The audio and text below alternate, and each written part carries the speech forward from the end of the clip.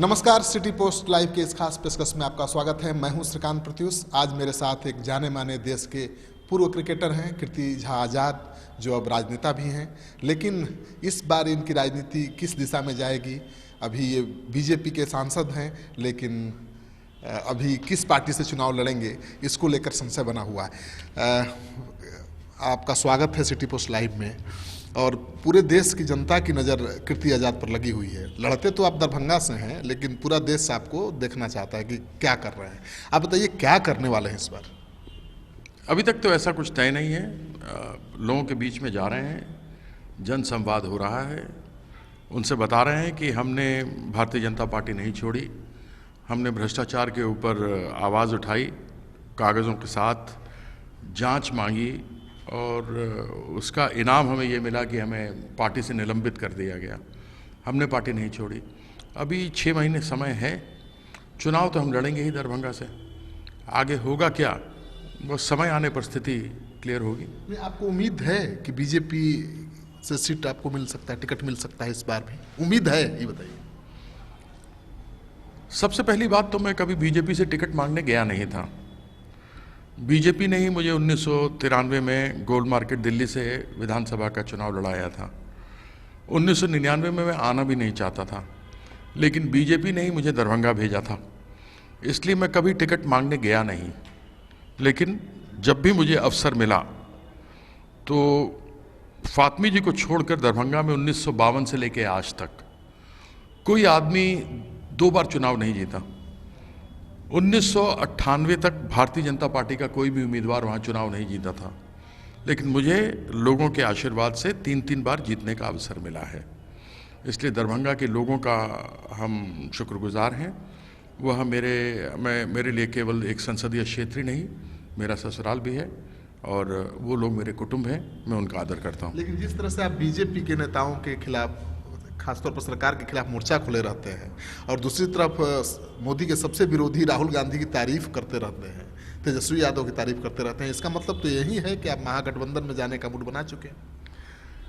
मुझे एक कोई बात बता दें जिसमें मैंने भारतीय जनता पार्टी का, अमित शाह का या नरेंद्र मोदी का कहीं पर विरोध किया हो या उनके खिलाफ में, विरुद्ध में उनके मैंने कहा हो। तेजस्वी यादव को गाली दूं, राहुल गांधी को गाली दूं, क्या यह विपक्ष का मतलब होता है? मुझे परिवार में सिखाया गया है, शिष्टाचार यह होता है कि आपसी बातों में मतभेद हो सकते हैं, आपके अलग अलग मैनिफेस्टो हो सकते हैं, चुनाव घोषणा पत्र हो सकते हैं, लेकिन उसका यह मतलब नहीं कि आप दूसरों को गाली दें। लेकिन शिष्टाचार का मतलब ये भी नहीं होता है कि अपने विरोधी को आप कहेंगे कि वो वही भविष्य है बिहार का और वो राजनीति में बहुत आगे बढ़ रहा है, तो चुनौती ही तो होगी ना। यदि तेजस्वी यादव 29 साल की उम्र में उप मुख्यमंत्री बन जाए, वह भी नीतीश कुमार जी जिनकी मैं इतना सम्मान करता हूं, उनके समय में, तो फिर यह आगे तो लोगों के लिए घंटी है कि जो आदमी उप मुख्यमंत्री बन गया हो 29 साल की उम्र में, अभी उसकी उम्र 31 या 32 साल है, तो आगे आने वाले समय में तो वही भविष्य है। दूसरे कोई पार्टी का 29, 30, 31 साल का दिखाई देता है जिसको भविष्य कहा जा सके? तो उसके साथ उनकी पार्टी या उनके गठबंधन में आप जाने का मूड बना चुके हैं कि नहीं? अभी तो मैंने आपसे कहा कि मैंने तय नहीं किया, समय आने पर तय करूंगा। अब समय कब आएगा? अब तो तय करिए ना। अभी तो कहीं किसी की सीटों की बंटवारे की बात ही नहीं हुई है। जब उसको विषय को लेकर बात ही नहीं हुई तो मैं कैसे यहाँ पर बैठ करके आपको कह दूं? और क्या यह इतना आसान मामला है कि 2 आदमी के बीच में बैठ के मैं तय कर लूं कि मैं साहब फलानी पार्टी से या फलाने गठबंधन से लड़ रहा हूं? तो आप मान कर चल रहे हैं कि मुश्किल है दरभंगा से टिकट मिलना किसी भी गठबंधन से? फिर आपसे मैंने वही बात की, मैं कभी कहीं टिकट मांगने गया नहीं, और मुश्किल मुझे क्या होगी? जिसको देना है वो देगा ना। मांगने वाले तो हजारों होते हैं, लेकिन मैंने मांगा तो नहीं है, लेकिन अपनी इच्छा जाहिर कर दी है कि मैं लड़ूंगा तो दरभंगा से ही लड़ूंगा। यानी कांग्रेस से कोई परहेज नहीं है, महागठबंधन से कोई परहेज नहीं?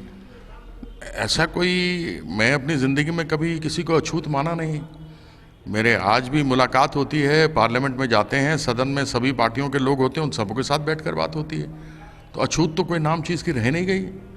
जब वैसे हुआ करता था जातिवाद में, जो वो ख़त्म हो चुका है, तो राजनीति में आपके मतभेद हो सकते हैं, लेकिन कोई अछूत है ऐसा तो नहीं।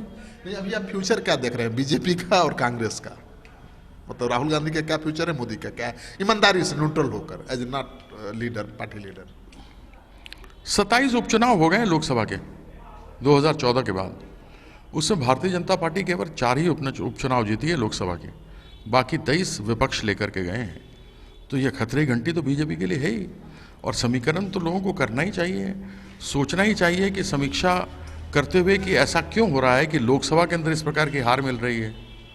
क्या लोग भारतीय जनता पार्टी के 2 करोड़ हर साल रोज़गार मिलेगा लोगों को, बच्चों को, नौजवानों को, स्मार्ट सिटी बनेगा, 15 लाख रुपए प्रत्येक अकाउंट में जाएंगे, गंगा साफ होगी, काला धन। तो यह तो प्रश्न जब लोग हमसे पूछते हैं तो हम भी पूछेंगे ना कि क्या जवाब दें इसका। तो इसमें आलोचना तो नहीं हुई। एक होती है सकारात्मक आलोचना, एक होती है नकारात्मक आलोचना। नकारात्मक वो लोग करते हैं जो जिंदगी में कभी भी पॉजिटिव नहीं होते हैं, नेगेटिव होते हैं। मैं जिंदगी में नेगेटिव कभी नहीं रहा, मैं छाती पे खाता हूँ, छाती पे मारता हूँ। तो कीर्ति झा आज़ाद अभी भी मानकर चलते हैं कि वही दौर है, वही राजनीति है जहाँ पर सच को सच कहा जाए, जहाँ पर झूठ को झूठ नहीं कहा जाए, वो चलेगी राजनीति। आज के ज़माने में तो मैं देखता हूँ कि नहीं है, ये बात ही नहीं है। लेकिन क्या करें, मेरे खून में मेरा बाप का खून है, स्वर्गीय भागवत झा आज़ाद जी का, जिन्होंने सिखाया है सच के रास्ते पे चलना है, ईमानदारी से काम करना है, झूठ नहीं बोलना है। कितना मुश्किल है सच को सच कहना? बिल्कुल मुश्किल नहीं है, दूसरे को सुनने में मुश्किल है सच। आपको कहने में, सच कहने में कोई कठिनाई नहीं है। लेकिन जो लोग पिछलग्गू होते हैं, जो लोग नेताओं के लिए काँव काँव करते रहते हैं, जो भोपू होते हैं नेताओं के, जिनकी अपनी कोई औकात नहीं होती, वह सच नहीं बोलते। मैं सच बोलता हूँ। आपको सबसे बड़ा मुझे लगता है कि आपको मानते हैं विरोधी अपना संजय झा, जो वहाँ से चुनाव लड़ भी चुके हैं, इस बार भी लड़ने वाले हैं एनडीए की तरफ से, नीतीश कुमार की पार्टी से। आप उनको कैसे देखते हैं? नहीं, क्या अभी सब टिकट विकेट तय हो गए? संजय झा का तो मानकर चला जा रहा है कि तय है। तो बड़ी प्रसन्नता की बात है, आए। इससे बढ़िया वॉकओवर और कुछ नहीं हो सकता मेरे लिए। क्यों आप ऐसे मानते हैं कि बहुत वॉकओवर हो जाएगा संजय झा के चलते? मैं, देखिए, मेरा किसी के साथ विरोध नहीं है, लेकिन जब मैं किसी का आकलन करता हूं तो सीधा बोलता हूं। मुझे छुप के बोलने का, बात घुमाने का शौक है नहीं। उनके आने से मुझे बहुत फायदा होगा, मैं केवल इतना ही कह सकता हूं। वह आ जाते हैं तो बहुत अच्छा है, बीजेपी में अच्छा स्प्लिट होगा। 90% वैसे ही संगठन बना हुआ मेरा है, वो अपने आप टूट कर आएंगे। लेकिन फातमी आ जाएंगे तब क्या होगा? आरजेडी फातमी आएंगे तो फातमी लड़ेंगे उनके सामने। नहीं तो फातमी आएंगे तो आप भी चुनाव मैदान में होंगे ना। आपने सबसे पहले मुझे ये कहा कि 2 गठबंधन है, आप गठबंधन में जाने वाले हैं। फिर आपने कहा कि यदि आप वहाँ से चुनाव लड़े और आपके सामने संजय झा हुए, तो मैंने उसका जवाब दिया। अब आप आ गए, फातमी आ गए, वहाँ तो लड़ेंगे, गठबंधन 2 ही हैं, लड़ेगा तो एक ही आदमी ना। हाँ, तो वही तो बोल रहा हूँ मैं कि आप लड़ेंगे कि फातमी लड़ेंगे, वो तय कर दीजिए ना। मैं कहाँ से तय करूँ? मैं कौन होता हूँ? मेरा तो यही तय नहीं कि मैं एनडीए में हूँ कि नहीं हूँ। दावेदारी तो पेश करेंगे आप। क्यों दावेदारी? आपको मैंने कहा मैं कभी किसी से मांगने नहीं गया, मैं भीख नहीं मांगता साहब। मैं नहीं, फातमी लड़ेंगे तो आप नहीं लड़ेंगे, इसका मतलब? क्यों? मुझे एक चीज़ समझ में नहीं आई, फातमी की मेरी बात या संजय झा की बात कहाँ से आ गई? क्या टिकट बट गए? क्या हो गया?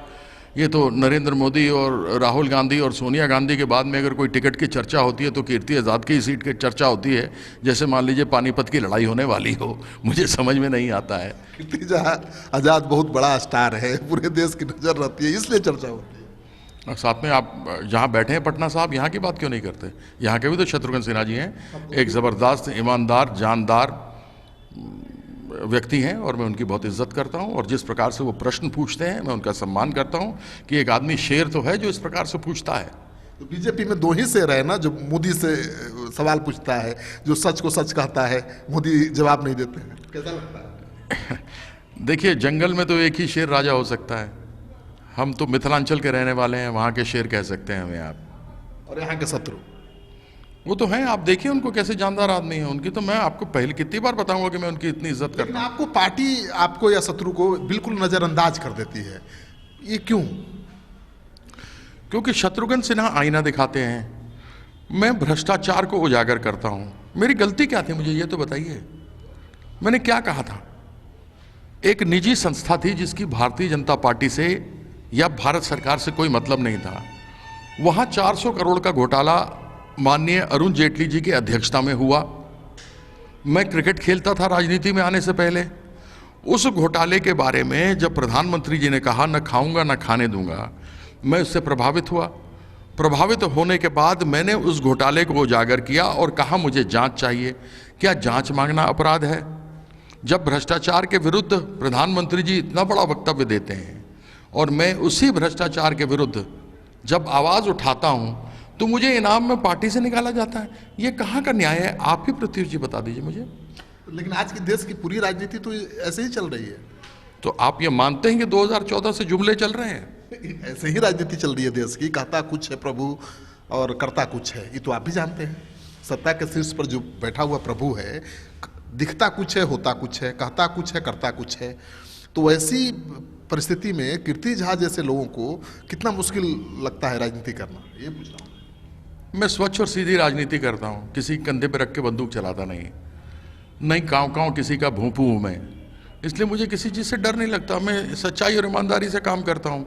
लोगों ने कहा 2014 में नरेंद्र मोदी के लहर में जीत गए। ठीक है साहब, जीत गए, तो अरुण जेटली और स्मृति ईरानी क्यों हार गए? 2009 में किसकी लहर थी जो हम जीत गए? 1999 में किसकी लहर थी जो हम जीत गए? तो ये वहाँ के लोगों का आशीर्वाद मिलता है अंततः। आपने किस तरीके से वहाँ लोगों के साथ ज़मीनी तरीके से जुड़े हुए हैं, वह आवश्यक होता है। बहुत लोग छपौल नेता होते हैं, जैसे आपने किसी का नाम लिया अभी, वो छपाने में, दिखाने में, भूपू बजाने में, तो आप बैंड में ही रह जाते हैं। बैंड लीडर कभी नहीं बन सकते। लेकिन कीर्ति आजाद जी से मैं जानना चाहूँगा कि आप ही जैसा बोलते हैं शत्रुघ्न सिन्हा पीएम मोदी के खिलाफ, उनके सरकार के खिलाफ, उनके सारे विरोधी उनके दोस्त हैं, लेकिन उनके खिलाफ आज तक पार्टी ने कोई कार्रवाई नहीं की और आपको निलंबित कर दिया। ये आप सोचते नहीं है कभी? कैसा लगता है? क्यों सोचूं? नहीं, स्वाभाविक सवाल है। देखिए, जिंदगी के अंदर किसी प्रकार का भी टेंशन लेने का क्या मतलब? मैं रोज जिंदगी को जीता हूं। मैं आगे नहीं सोचता कि अगले 6 महीने बाद क्या होने वाला है, 7 महीने बाद क्या होने वाला है। लोगों के जीने का तरीका अलग है, लोगों के रहने का तरीका अलग है। मेरे खिलाफ में अरुण जेटली और ये सुशील मोदी, जो सबसे बड़ा घोर विरोधी है मिथिलांचल और बिहार का, ये कभी बिहार का आगे नहीं आने देगा लीडरशिप, ये मोदी जो है। तो ये सुशील मोदी और ये लोगों ने मिल करके षड्यंत्र रचा अरुण जेटली के साथ और मुझे पार्टी से निलंबित करवाया। अन्यथा अमित शाह को भी मालूम है, नरेंद्र भाई मोदी को भी मालूम है कि मेरी कोई गलती तो थी नहीं। तो आप कोशिश नहीं कर रहे हैं मिलने का अमित शाह से या पार्टी अध्यक्ष से, पीएम से? आप कोशिश तो कर ही सकते हैं ना। आपको कैसे मालूम कि मैंने प्रयास नहीं किया? नहीं, यही तो जानना चाहती हूँ, किया कि नहीं? जी हाँ, बहुत प्रयास किया। बीच में बात भी हुई अमित शाह जी से। उन्होंने कहा मैं अभी अच्छा आपसे मिलता हूँ। फिर उनके सितंबर में बात हुई तो उन्होंने कहा मैं यूपी के इलेक्शन के बाद मिलता हूँ। फिर अनेकों बार प्रयास किया, मुझे अवसर नहीं दिया गया। नरेंद्र मोदी जी से प्रयास किया, उन्होंने नहीं दिया। मैंने केवल इतना कहा था कि मुझे बता दीजिए मेरी गलती क्या है, मेरा अपराध क्या है। चोर को चोर कहना अपराध है तो फिर तो पुलिस चल नहीं सकती। हम तो देख ही रहे किस प्रकार से अपराध बिहार में बढ़ रहा है। 5 विधानसभा राज्यों के चुनाव हो रहे हैं, उसमें क्या दिख रहा है आपको? क्या दिख रहा है? जो जनता को दिख रहा है ना, वो मतपेटी में जा रहा है।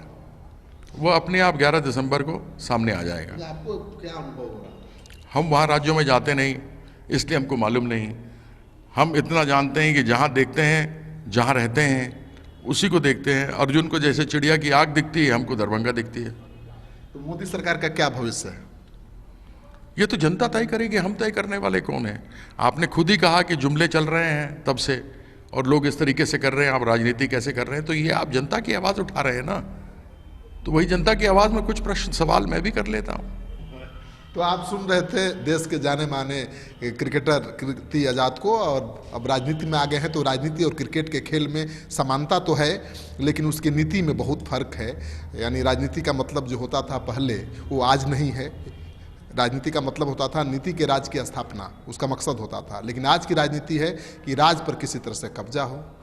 तो उस राजनीति में कीर्ति आजाद का सांस फूल रहा है, दम घुट रहा है, लेकिन फिर भी पीछे हटने को तैयार नहीं है। आपको ये कार्यक्रम अच्छा लगे तो अपने दोस्तों के साथ शेयर करिए। हमारे YouTube चैनल को आपका लगातार समर्थन मिल रहा है, सहयोग मिल रहा है। पिछले 3 महीने में 1 लाख से ज़्यादा लोगों ने हमारे चैनल को सब्सक्राइब किया है। इसके लिए बहुत बहुत आभार। नमस्कार।